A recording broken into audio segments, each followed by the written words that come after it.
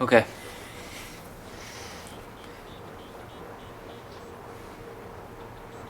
You ever heard of the concept of a loop? I'm sure you've heard of the word loop, but I don't think you've heard of the concept of a loop. But life is a loop. It's a very strange loop. Just like I'm a strange loop. I self-refer, and then I give you the inception to the self-reference. Don't waste your time with the movie. Pay attention to what I'm trying to say. Pay attention to what I'm doing. Notice what I'm doing here. I think that's one link to this video, but you know, actually, does it matter? Should it matter? No, it doesn't matter. 1 second.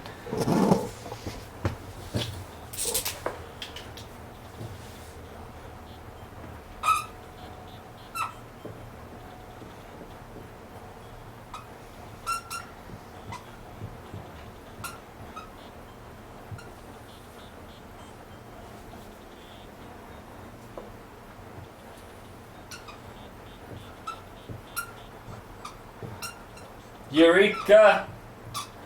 I have figured it out! This is my equation for genius. Alright, let's see what we have here. Oh, wait, no! Don't worry about this guy. I'm gonna automate him so that whenever somebody approaches, he's gonna open his jaw really quickly and people are gonna freak out thinking it's real. I used to keep a scorpion in that tank, but it died. You know, death is a part of life. Anyway, Baldi's Empire, Shamanama. It's one and the same. But what does that mean? Well, it's a trick. It's not a trip. It's a trick.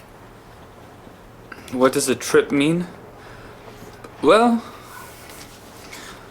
I'm sure you have somebody who speaks Romanian. So, ignoring the fact that Romanian has a lot of diacritics in its orthography, let's look at the word trip and spell it backwards. It spells P-I-R-T, right? Yeah.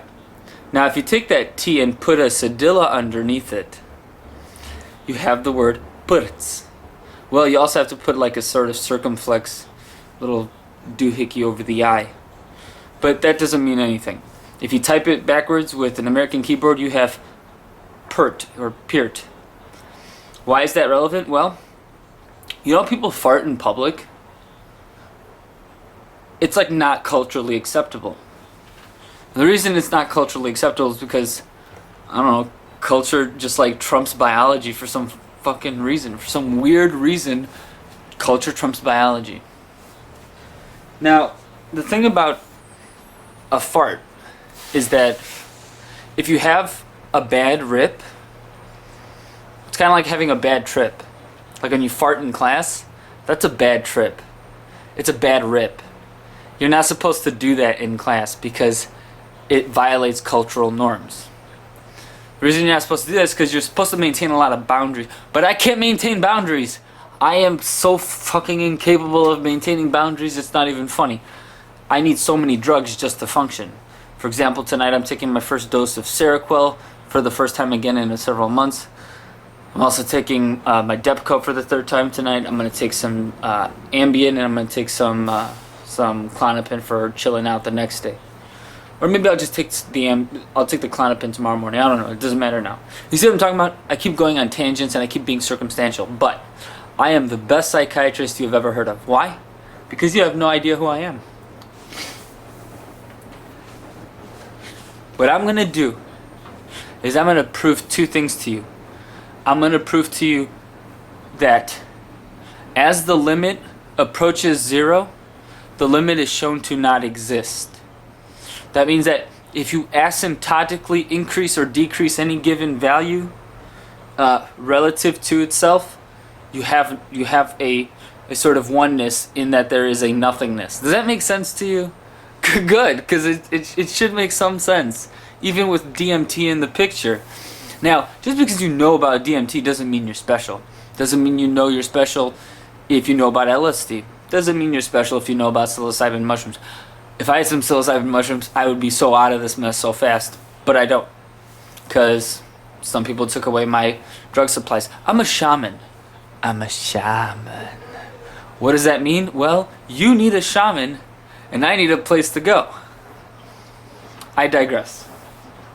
Where's this? We'll be right back.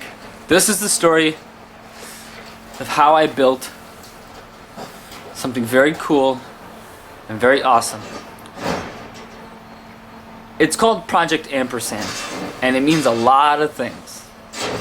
It's my umbrella term for, well, you know what? There's a link. Yeah. You ever heard of Rihanna? Good. Because you should follow the link.